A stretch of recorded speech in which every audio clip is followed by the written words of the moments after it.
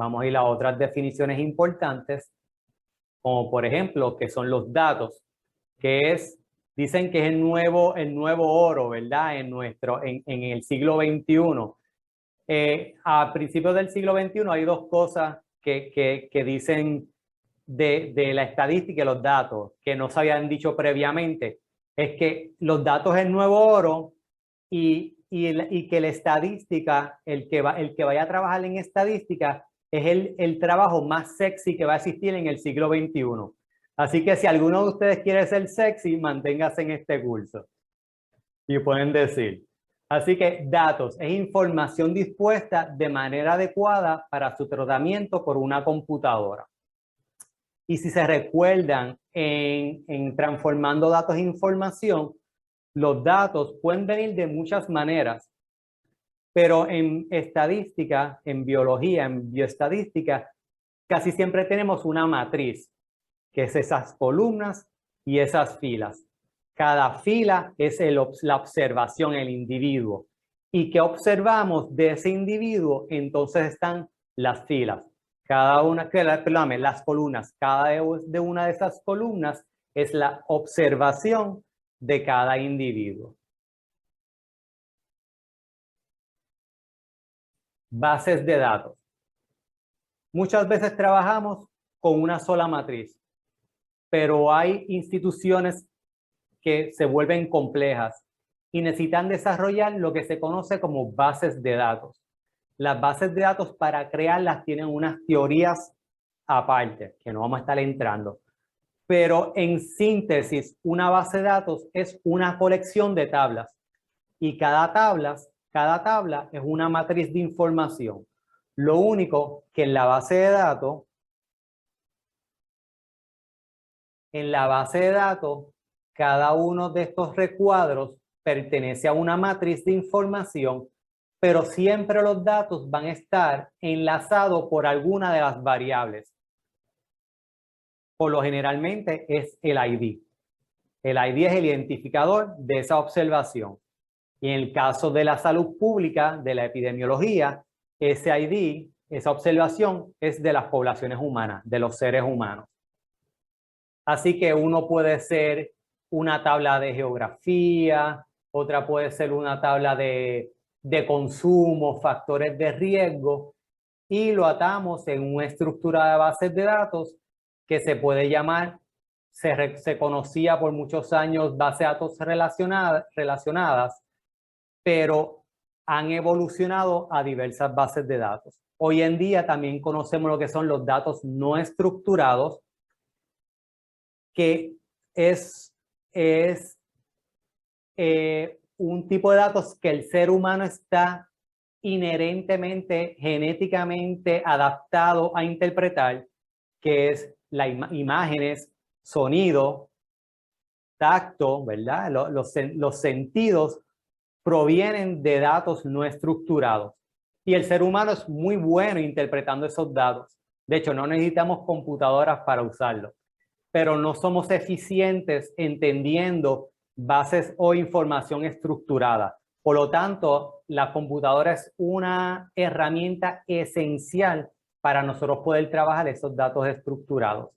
De hecho, la epidemiología se comienza a desarrollar formalmente luego de la Segunda Guerra Mundial, que es donde comienza también los avances computacionales. Sin la computadora, la epidemiología es bien vaga, es bien difícil trabajarla. Limpieza de datos. Se dice que el 80% del ciclo de datos, y el ciclo de datos lo que le llamo es diseñar ese objetivo de investigación, hacer un buen cuestionario, recopilar los datos, manejarlos o limpiarlos, analizarlos, crear el informe, tomar estrategias de salud pública. Bueno, vamos a quitar tomar estrategias de salud pública, hasta informarlos. El 80% de nuestro trabajo es esa parte de limpieza. Y ahí es donde tú conoces herramientas computacionales como R, Python, donde tú tienes un script, en español le llamamos una hoja de programación, es sumamente esencial para que no tengas que rehacer todo tu trabajo una y otra vez. ¿Ok? Data dredging, todos estos términos es del Diccionario de Epidemiología de Miguel Porta. Míralo aquí. En uno de los documentos, en las carpetas que Kenneth le está compartiendo, hay un documento que se llama Prontuario y al final están las referencias. Ahí van a estar las referencias completas que lo pueden buscar. Pero el Diccionario de Epidemiología de Miguel Porta, casi todas estas definiciones provienen de ahí. Al menos que diga lo contrario, como aquí, como Real Academia Española o el de Bernard Rosner. Oca. Data dredging. Aunque ustedes no lo crean, sucede mucho y es básicamente cuando a un individuo investigador le entregan una base de datos. Esa base de datos no le dicen cómo recopilaron los datos, no le dan el objetivo de la recopilación de datos y te dicen, dame una información, sácame información de esta base de datos. Y no tienes una ciencia previa antes de analizar esa matriz que te dan. Y es un término que se utiliza cuando se analizan datos sin una hipótesis definida. Y no es un buen proceso de hacer. Muchas veces en la literatura estadística también le pueden decir fishing. Estás pescando. Vamos a ver qué sucede, vamos a ver qué sale. Pero te pierdes un gran bagaje estadístico y epidemiológico y realmente no vas a saber si la inferencia que estás obteniendo es real o espuria, ¿verdad? Que no funciona. Así que de primera instancia tener ese objetivo es bien importante. Hay algo que para mí es cuasi parecido como data dredging, pero es bien conocido en la industria de lo que se conoce como business intelligence. Y utiliza muchos procesos estadísticos, el data mining. La diferencia más grande entre data mining y estadística es que en data mining, por lo generalmente no estás obteniendo una muestra antes de comenzar a analizar. Son estas grandes instituciones como Facebook, a lo mejor Google, Oracle, que comienzan a ingerir una gran cantidad de información y con procesos estadísticos ya probados, como cluster analysis, puede ser hoy en día también neural network, que se conoce como artificial intelligence, que comienzas a extraer información sin una hipótesis definida, pero sí los métodos que estás utilizando ya están probados que funcionan. Una de las áreas importantes de data mining es que cuando tienes una información muchas veces es para predecir. No sabes por qué sucedió, no sabes por qué estás prediciendo correctamente. A base de los datos sabes, sí, mira, mi predicción es espectacular y yo puedo saber, como por ejemplo cuando uno le habla a los teléfonos celulares hoy en día, que traducen tu voz en texto.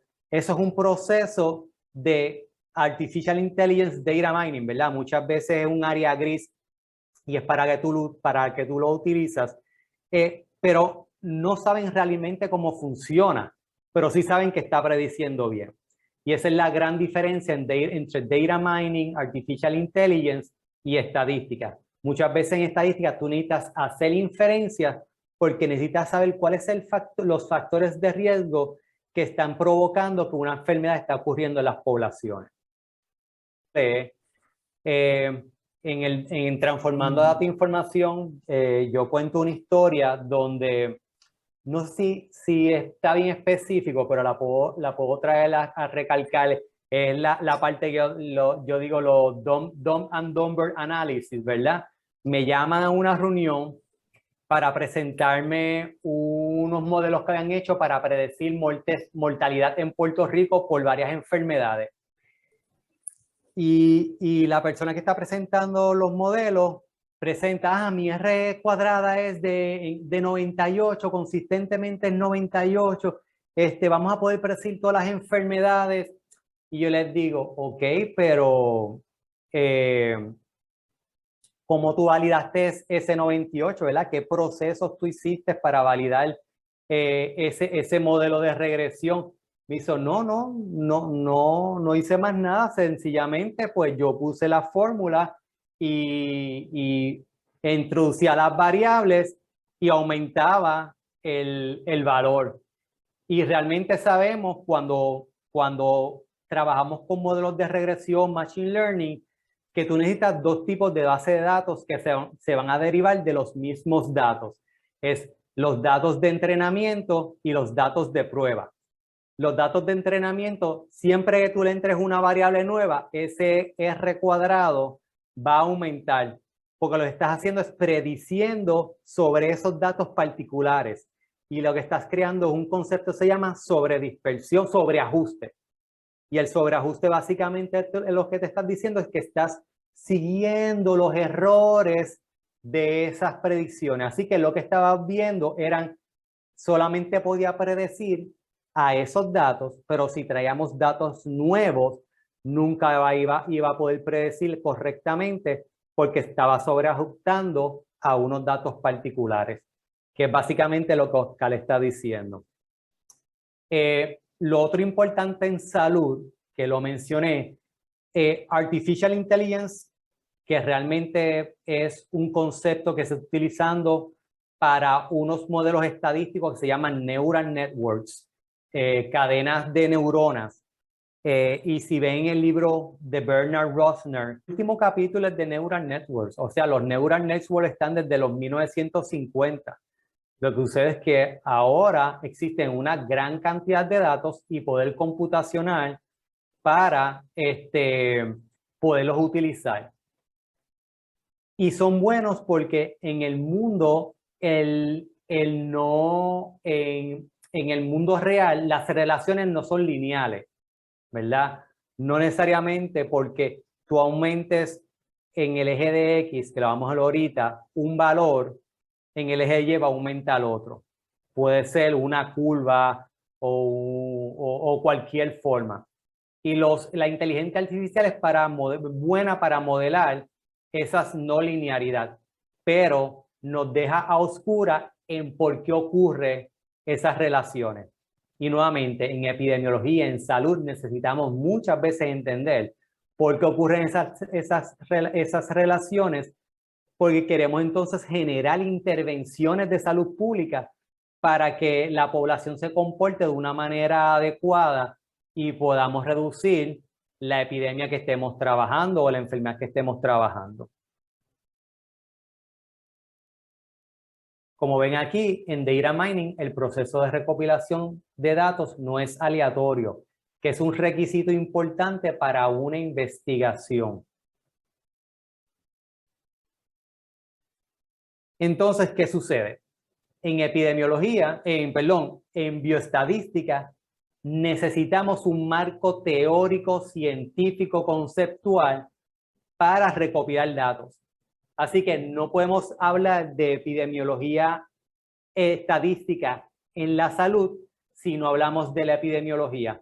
Porque antes de utilizar R, antes de utilizar una G cuadrada o un promedio, necesitamos un marco conceptual para uno recopilar esos datos. Y aquí es donde entonces entra la ciencia de la epidemiología.